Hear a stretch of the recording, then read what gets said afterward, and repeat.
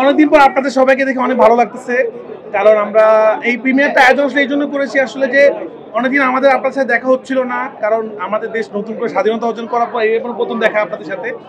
তো সবাইকে দেখে অনেক ভালো লাগতেছে, আবার ওই ওই উদযাপনটা মনে হচ্ছে আসলে, কারণ আমাদের সিনেমা ইন্ডাস্ট্রিতে যখন সিনেমা হয় না তখন আসলে আমাদের কারোর মনই ভালো থাকে না, সবাই আমরা আসলে চাই একটু প্রিমিয়ার হবে, আমাদের সিনেমা দেখবো। তো এটা আমার একদমই অন্যরকম একটা ছবি। এটা আমার ওয়েব ফিল্ম, আপনারা জানেন আমি সিনেমার পাশাপাশি ওয়েব ফিল্ম বানাই, এটা তুফানের আগেই আমার নির্মাণ করা। এবং আমি চিন্তা করছিলাম যে আসলে আমি এই ছবিটাতে এমন দুজন কাস্টিং করতে চাই যারা একসময়কার অনেক বড় স্টার ছিল, যারা অনেক জনপ্রিয় ছিল, যারা এখনো কাজ করছে। তা আমরা ওই সময়কার একটা জনপ্রিয় জুটিকে নিয়ে কাজ করার চেষ্টা করেছি, ইমন এবং সারিকা। এবং আমার চ্যালেঞ্জ ছিল যে এই দুজনকে আসলে নতুন করে কিছুটা আবিষ্কার করবো আর কি।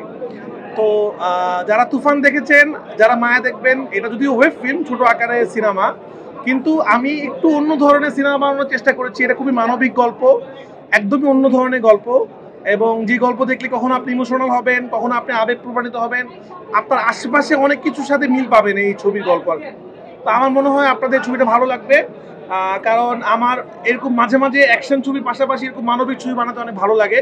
তো এই ছবিগুলো আমি ওটিটিতে এক্সপেরিমেন্ট করতে চাই, এবং আমি এতটুকু বলতে পারি আপনারা নতুন একজন ইমনকে পাবেন, নতুন একজন সারিকাকে পাবেন আপনারা ইনশাআল্লাহ। আমি কথা উত্তরটা দিয়ে দিলাম যে আমি ওই চ্যালেঞ্জটা নিতে চেয়েছিলাম যে একটা 2012-13-14 সালের একটা জুটি যারা ওই সময় খুবই পপুলার ছিল, তাদেরকে যদি এখন নিয়ে আসা যায় তাহলে কেমন হবে।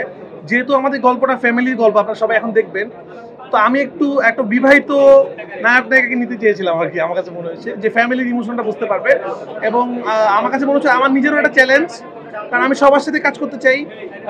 ইমনের সাথে আমার কাজ করার প্ল্যান ছিল, তো এইভাবে কাজটা হইল না। এই ছবিতে কোনো নৃশংসতা নাই, এটা একদমই আমার অন্য ধরনের প্রজেক্ট। এটা দেখলে মনে নাও হতে পারে রায়হান রাফির সিনেমা, এটা আমার আগের যে ফ্রাইডে ছিল সেটার বাইরের থেকে একটু অন্যরকম ধরনের সিনেমা। তো আমি যেটা বলবো, আমার যেটা মনে হয়, সিনেমা দেখার আগে এত কথা না বলি, শুধু এতটুকু দর্শকদের উদ্দেশ্যে বলি, আপনাদের মাধ্যমে যে দর্শকদের কাছে যাবে, এটা আমার একদমই অন্য ধরনের একটা ওটিটি ফিল্ম, যে ধরনের সাবজেক্টে আমি আগে কখনো কাজ করিনি, এবং খুবই মানবিক গল্প। আপনারা দেখেন, আপনাদের ভালো লাগবে। সিনেমা দেখার পর আপনার সাথে কথা বলবো ইনশাআল্লাহ। সবাই ধন্যবাদ, ভালো থাকবেন, আসসালামু আলাইকুম।